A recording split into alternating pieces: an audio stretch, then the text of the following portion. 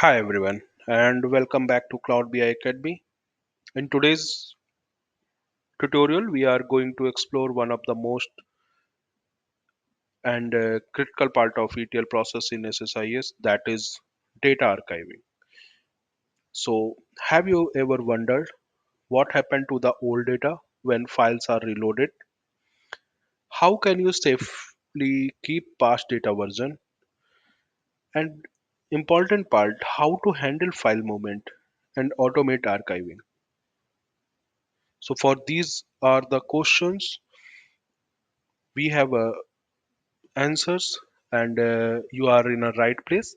So we will walk through a real-time project demo that shows how to load a daily CSV files, detect data changes, archive these data like existing record before updates, and follow best practices to ensure reliability and traceability.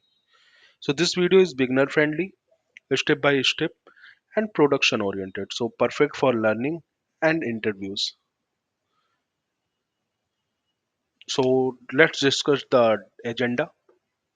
So here we have go through with why archiving is important in SSIS. Then we go through with real world use cases, and after that we have perform step by step demo and how we archive our file with timestamp. Then best practices and pro tips, and at the end go for the summary.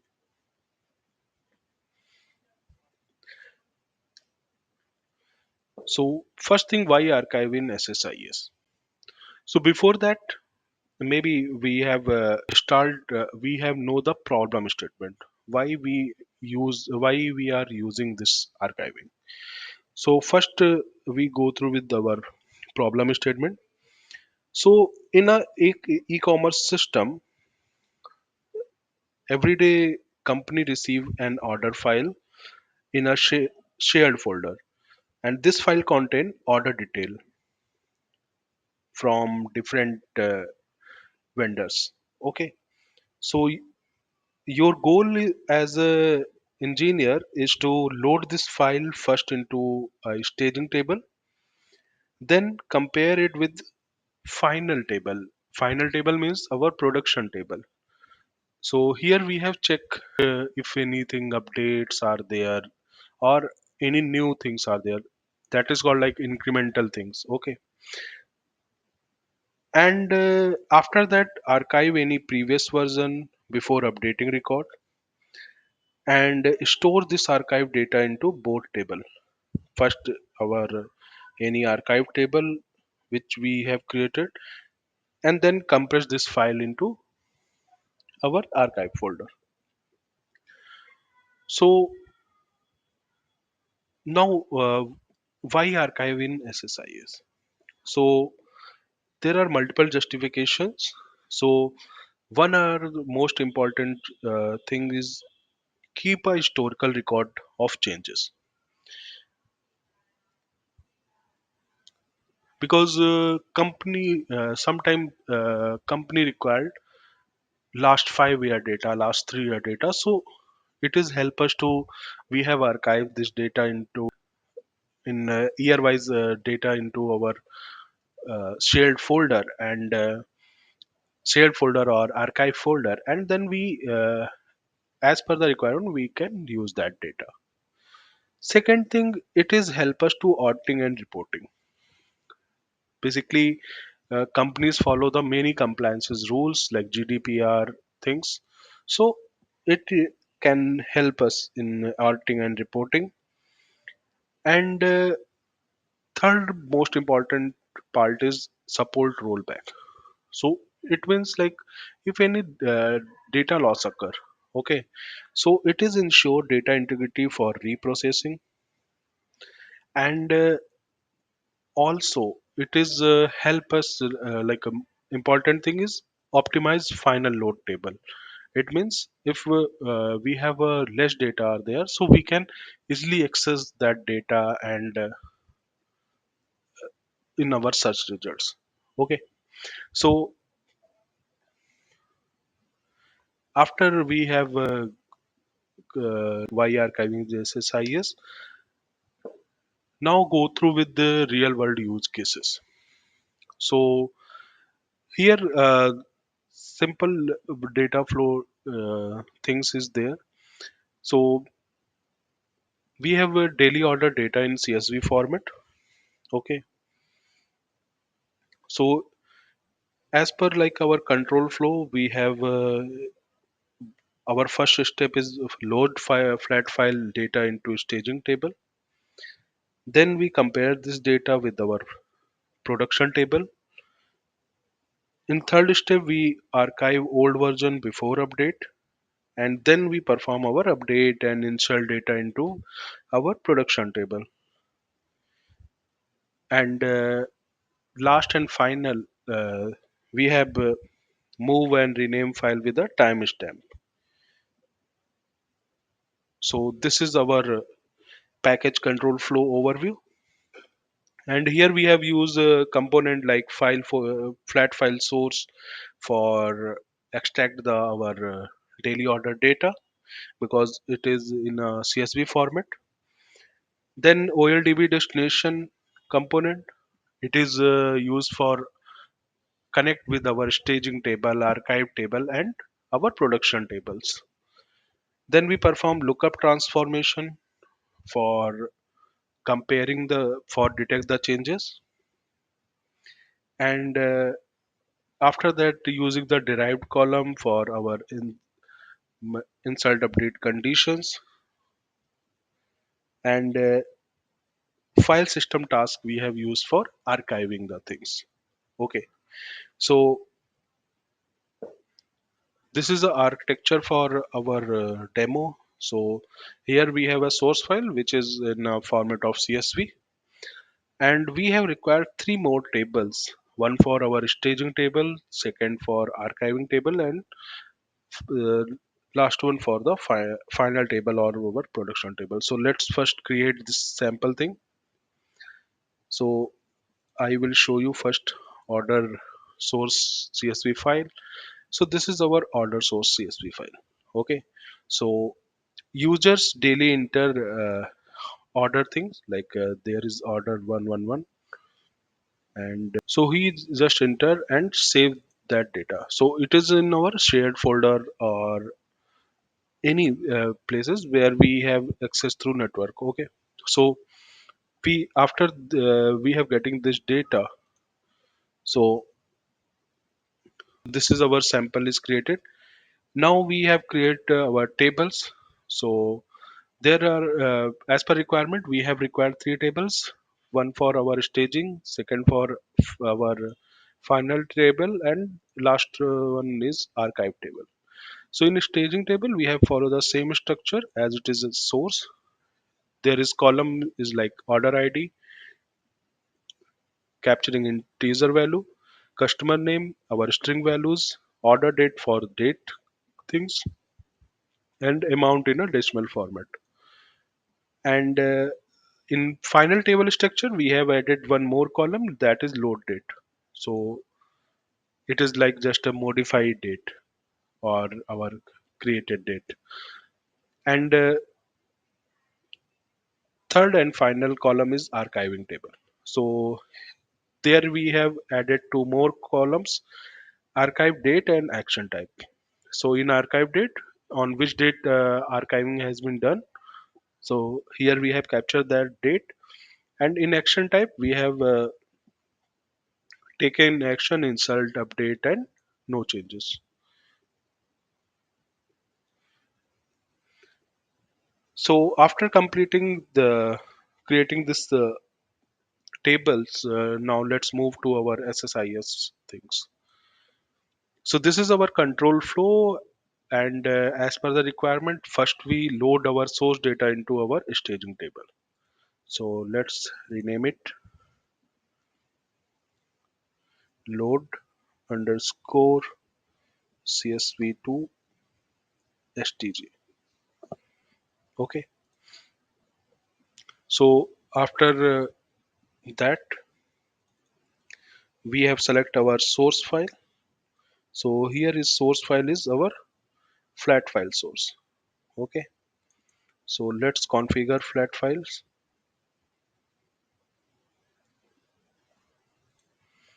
Now we point our source file, that is our order file, sorry. So we just point that file, and this setting is we keep as the same. Okay, so delimited, and ensure that this checkbox is ticked, because it is picking the column name in the first data row. So after general, we just click on columns. So here no changes required, because already it is taken all the things.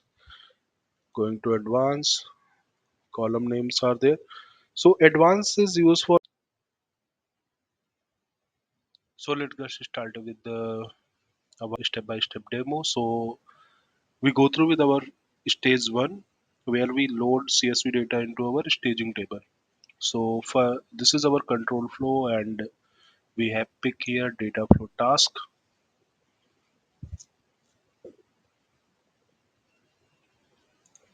I can rename it as a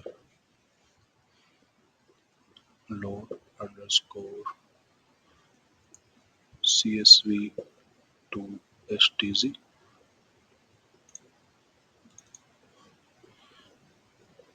Now we configure our source and destination. So first I pick here source file.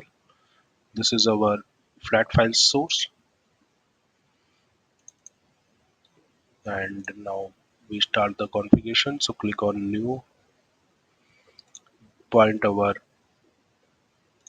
CSV file. So this is our CSV file, and we can keep the by default settings, and ensure that this column is checked, because in our case our first row as a column name, so that's why it is checked. If our first row is not the column name, so you can uncheck this. This is the data. In advanced setting, you can change the data type, data size also. So it is depend on as per the requirement. So overall, our data looks good. So it is now completed successfully. So after configuration source file, now we configure our destination thing.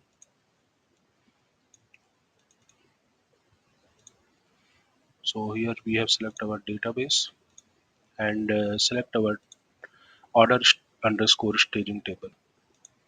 So this is a mapping. So this is a common error.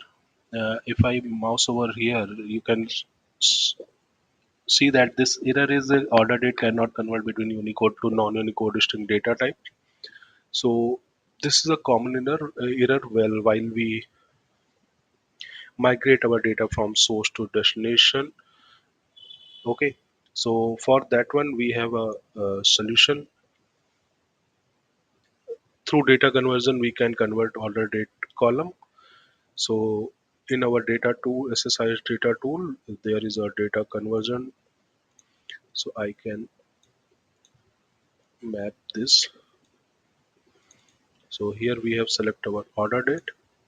So it is showing as a string form, but we know that our destination table, if we check our destination table, so it is a date format. So that's why we have convert into date. So there is a database date. So after completing this, now we map with our new column. So we here we have select the copy of order date. So it is looks good now. So let's run it and check it. Our staging data is loaded or not. So it is completed. If check in progress, all the things has been done. Okay. So now let's check the data in our staging table. So now our data is loaded in our staging table. Okay. So this is our stage one is completed. Now our second stage is compare staging data with our final table. Okay, so here what we have the action perform. Let's go to our control flow and pick one more data flow task, and I can rename it as compare.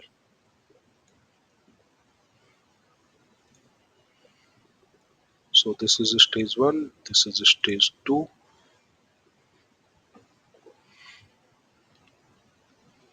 So this is the way you can, if you go to this control flow, so you can define in stage level. Like this is stage 1 where we load data from CSV to staging.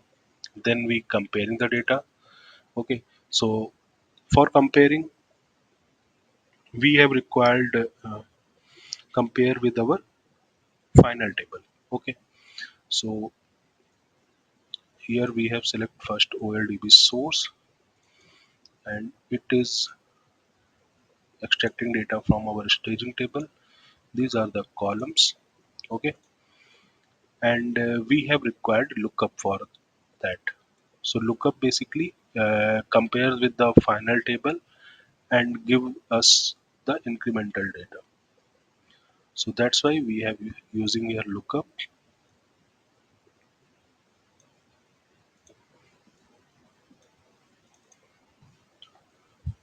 So in lookup, all we have select here cache mode as a full. Connection type is our OLDB connection manager, and this is most important thing. Specify how to handle row with no match entries. So in case no data is there, so redirect that row to no match output. Then click on connection. Here we have select our final table. Okay. So in current scenario, there is a no data. Go to column.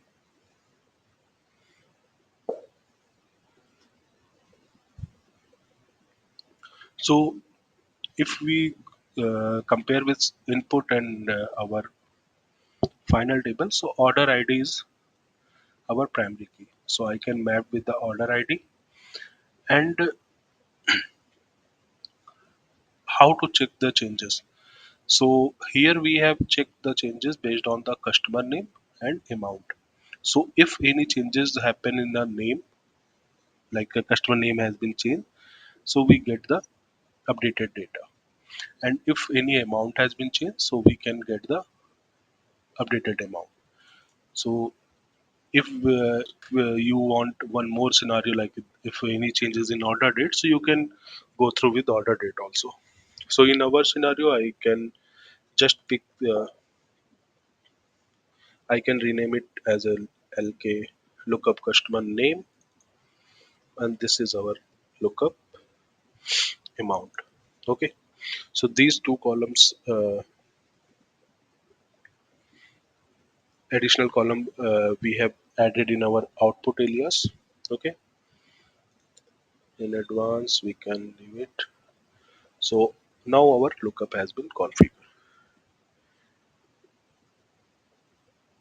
So this is our comparison. Okay, now we have required detect the changes. Okay, so for detect the changes, there is a two condition. I can go through with that two condition. First is change. So in is change, if customer name not equal to our final customer name, it means customer name is not equal to customer name, and amount or amount is not equal to amount.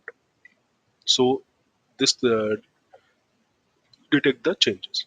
Okay, so we can apply this thing. And second, action type. So action type for insert, update, and no changes. Okay, so how we return our expression, so we can go to in that detail also. So first we pick a derived column. So this is our derived column. I can map here, look up matching output, click OK, go to derived column. So our first is change. Okay, so what expression is required? Here we have put our expression like condition is if customer name not equal to lookup customer name. Okay, and amount is not equal to amount, lookup amount. So I can just go to here, just uh, pick customer name, and with not equal to sign, and where we have compare with customer name. And there is second condition which we go through with or condition. So for that, here we have choose the or operator. So I can pick this logic, or logic. Okay, and here also put the amount,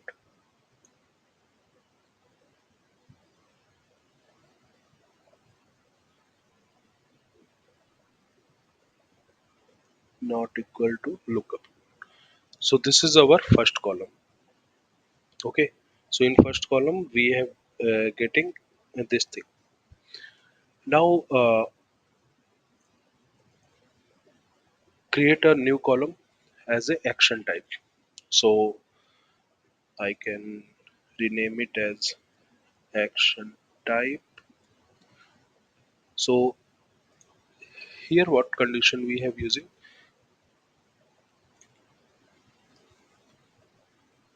If this condition is satisfied, okay, I can show you here. If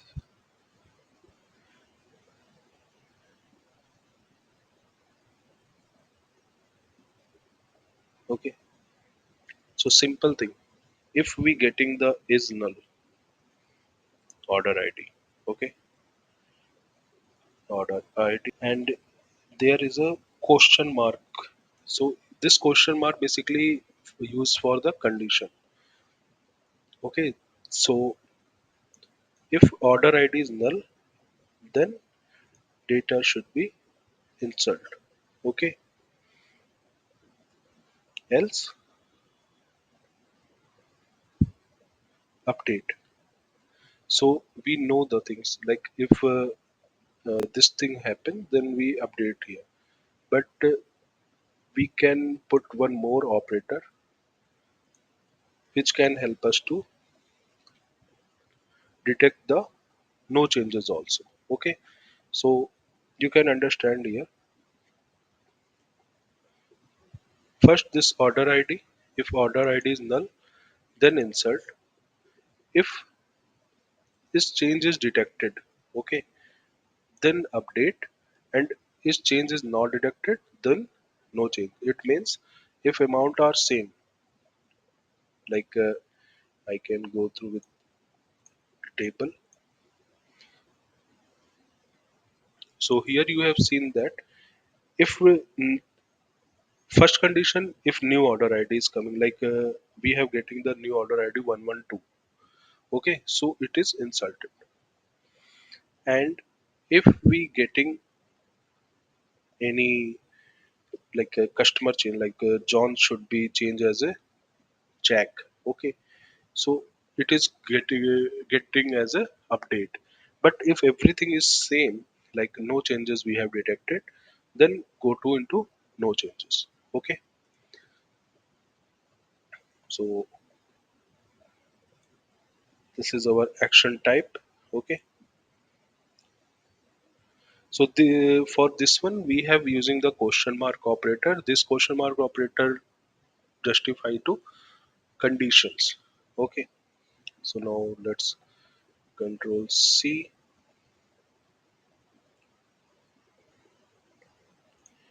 and put here,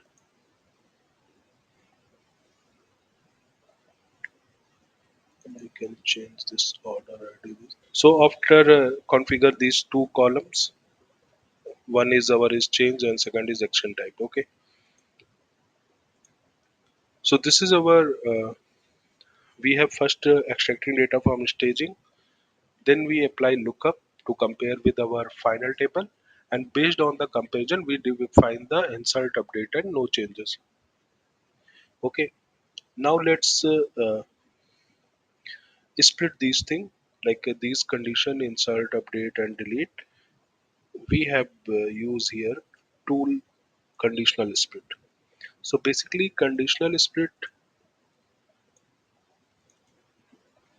here we have provide the condition. Okay, if action type is equal to insert, then insert. If action type is equal to update, then update. And if no changes is there, then we have apply. Then no changes are applied. Okay, so this is our action type. I can one by one copy paste. So this is our first action type, case one.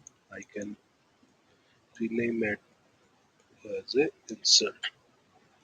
Okay, second is for update, and last one for no changes. So we have three things are there.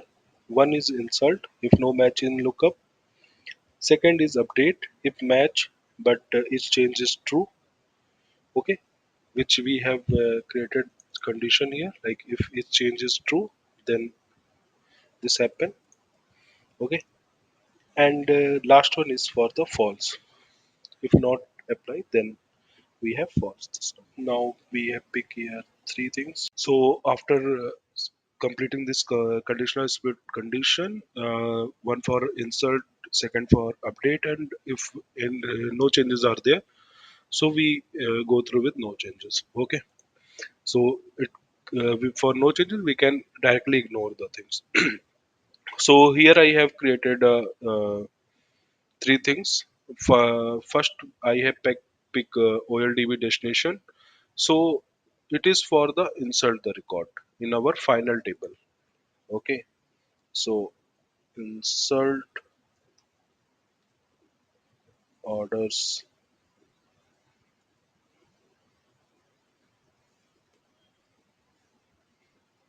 final TBL. Okay,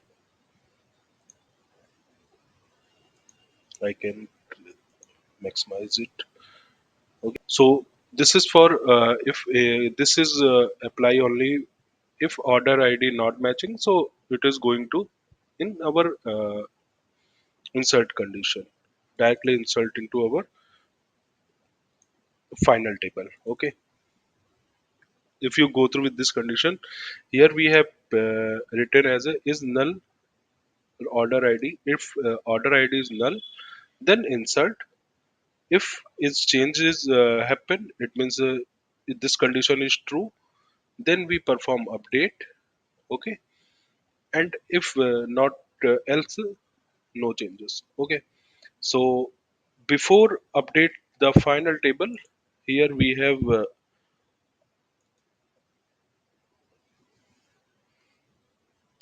update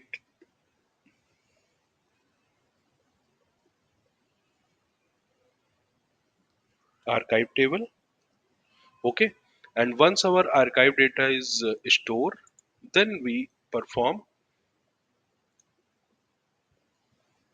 update for final table. Okay, so in insert final table we have just mapped our order final table. Okay, and mapping with our columns order id, customer name, order date, and amount. For update archive, first we configure here, and if we go to in component properties, so here I have defined something like if I go through with this new query.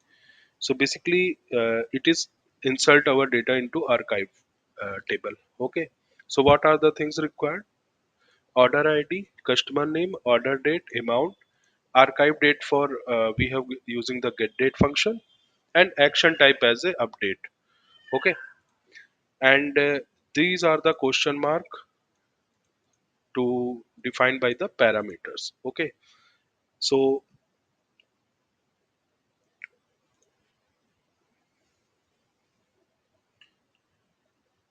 Here we have put our SQL command for our archive table, and these are the by default setting. There is no changes required. One more important thing, there is a column mapping. Okay, so basically column mapping, we have defined the four question marks. If you go through with there, first, second, third, fourth. So this is by default parameter 0, this is parameter 1, this is parameter 2, and this is parameter 3. So we can mapping accordingly. So first column is order ID. Okay, so that's why I have map parameter 0 map with the order ID, same as it is. If you go through with the second parameter, that is customer name, so that's why I have mapped customer name. And third and fourth for amount, sorry, order date and amount. Okay, so if you go through with that mapping, so here is order date and amount mapped. Okay, so this is our archive setup. Okay, now we can do through with our merge, join, and uh, other split functions also. So we can more explore in our future videos. But through this SQL command, OLDB command, we have update both the tables. Okay, so this is our archive setup. Now same thing apply for update for the final tables, because if customer name is changes, amount changes, so that part also covered here. Okay, so same we have component properties here. If you go through with this query, so this is basically your update statement. So update statement, in update statement we have update our orders underscore final table. Okay, customer name I can do here. Okay, customer name with the map with, zero parameter, amount with one parameter, and order date with parameter 2, and this is order ID for the where clause, it is a parameter 4. So accordingly here also we perform the mapping and go to in a column mapping. Here we have accordingly we have map parameters. So this question mark work as a parameter. So first we go through with our tables. So if you check in order staging, there is a 11 data. For our final table, we haven't any data here, and for archive table, we haven't any data here. Okay, so let's run our package. So basically, this package is extracting data from our staging table. Okay, then we have applied lookup here, connection. Here we have using our final table and lookup with order ID. Based on the order ID, we have getting the changes on customer name, amount, and order date, order ID, and also required. If you required order date, so we can do that part also. Then we have created two condition. One for checking the changes. If changes is happen, then we performed our action type accordingly. Like if order ID is null, then in that case we have insert all the data. If customer name and amount has been changed, so we update our data. And if there is no changes, so it is going into our no changes part. And in through conditional split, we have divide our action type, insert, update, and no changes. Okay, so this is for our first insert into final table if no order ID matched, and this is for update archive and update final table. So here because no data in these two tables, so if we execute this package, so what happened? So let's check it is successfully completed. So in order final table, we have received all the 11 records. Okay, and because it is compared with order final table, so it is not found any record. So that's why it is not going into order archive table. So let's do some exercise on that.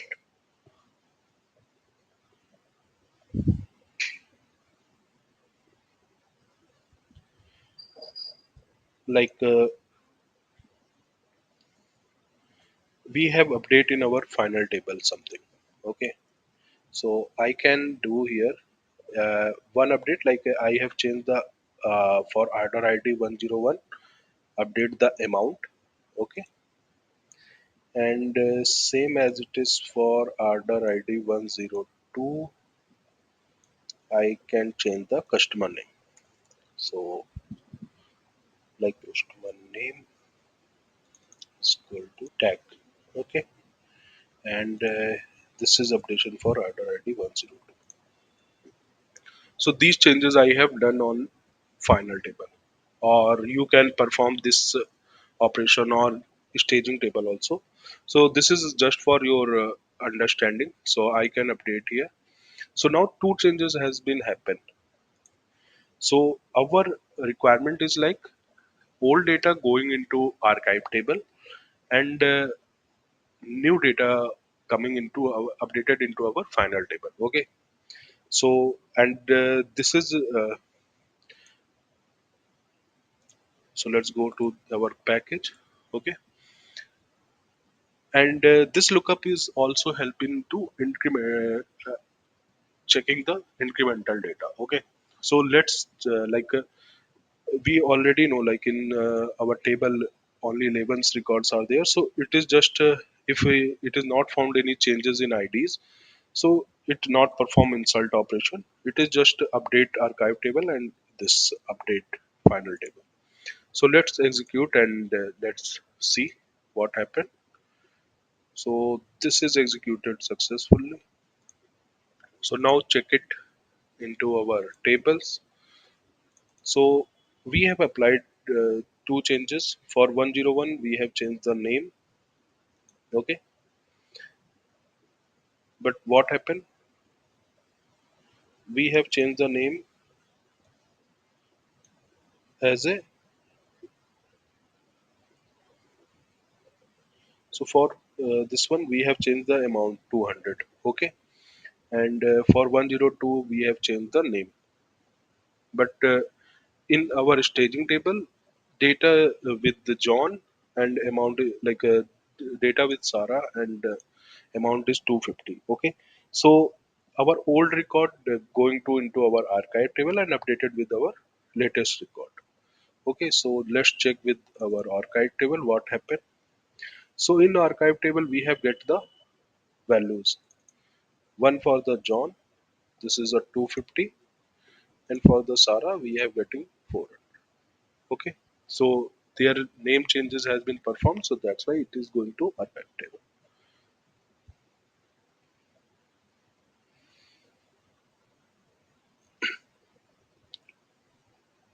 So after completing this section, now we like this stage where we have load our data into our insert record, update the insert path and update path. Okay, so in insert path we have a new row into our order final table, and in update path we have insert data into our through OLDB command, update our archive table and our final tables.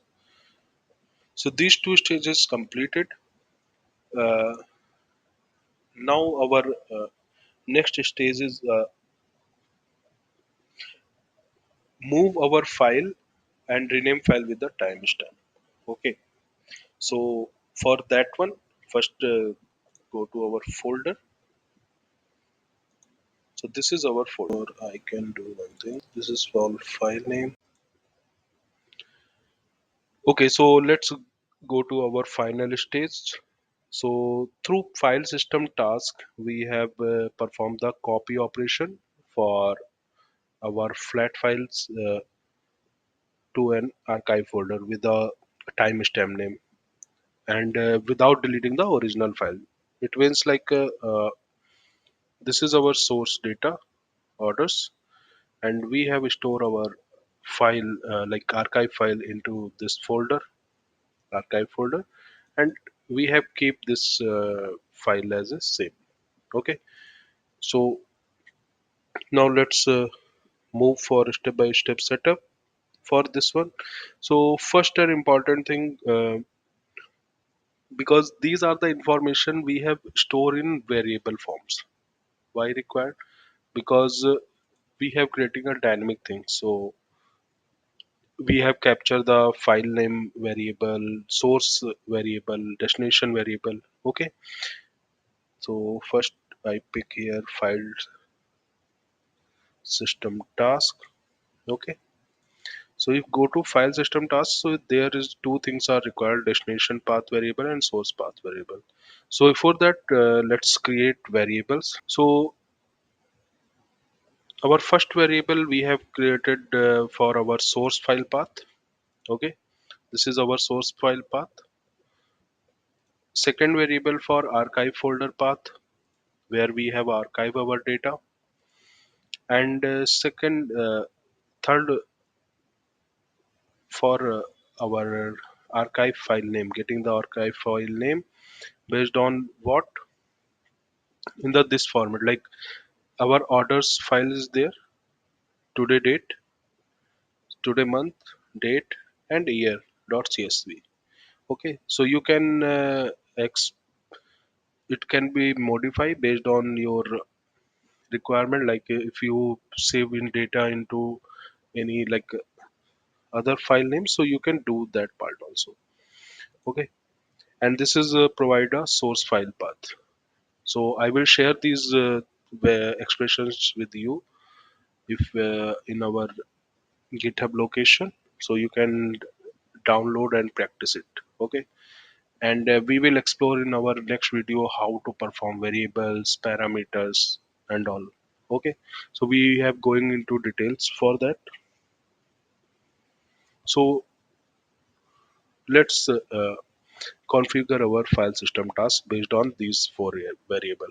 So these important variable, first we have capture here file path where our source file is there. Then we have create a file, our archive folder path, where we have store our archived files. And then we have used expression for auto generate our file name with timestamps. And this is for full archive path. So basically it is our whole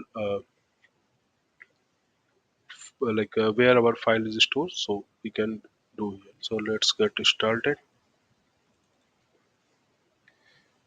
So after adding expressions and all, we have a, this is our file system task. Okay, and I can rename it as a archive file copy with timestamp. Okay, so here you have in the my, here we have multiple scenario taken. One is copy file. If you create any directory, like if you create any folders, so these are things are there: create directory, delete files. If you remove any file, move directory, like from one location to another location. Okay, so in our case we have just copy here. If you require to move file, like because every day they have uploaded new files. Okay, so you can use move file here. So it is basically delete from your source location to it is moved to your archive folders. Okay, so in today demo we have using copy file. So we just keep our source file as the source location. Only we have update our archive location with updated file timestamps. So let's configure our source path. We have click here true, and here we have choose our source path, that is our source file path. So this is our source file path. Here we have clicked true and overwritten. Here we have choose our destination file path. That is our full archive path. Okay. So after successfully configuration, no need to change here. So first check here, there is no files. Source is blank also. Okay. So source is with our source file. Sorry. So let's execute this task. Okay. So it is executed successfully. So this task will copy the source file to our archive folder with the timestamp name and keeping the original file intact. Okay. So let's go to folder. So it is created old files order underscore file name. Okay. So this is a timestamp it is created. Okay. So here we have complete our demo. So always remember these are the points. First thing, use a staging table always, because never load raw data files directly into our production. Okay, so that's why we have required a staging file here, staging database tables here. Second important for things is log archive status, because while we have built any logs with timestamp, so it is help us to easily track our status of the things. Okay, and always create a dynamic folder structure using expression in year and month format, like we have created here. So through expressions where when you have created, so this is a dynamic thing. Okay, so everything, like if any date has been changed, it is always picking the current date and time. Okay, so if you add here time stamped in date time format, so that is possible. Okay, and say one more important things is set file naming convention for easy tracking. Okay, and we have more discussion in future, like how to we use the SQL agent to schedule the packages and monitor our archive jobs. Okay, so to recap, we have learned how to build a complete advanced archiving system in SSIS. So here we have loaded and validated data, archive our old records in both table and folders, rename and move file. So this solution is scalable, flexible, and designed for enterprise level ETL pipeline. So stay tuned for our next session. Here in next session we try to more discussion on the real time error handling and notification in SSIS. So you don't want to miss it. Drop your doubts and comment below. And don't forget to like, subscribe, and share if this video is helpful for you.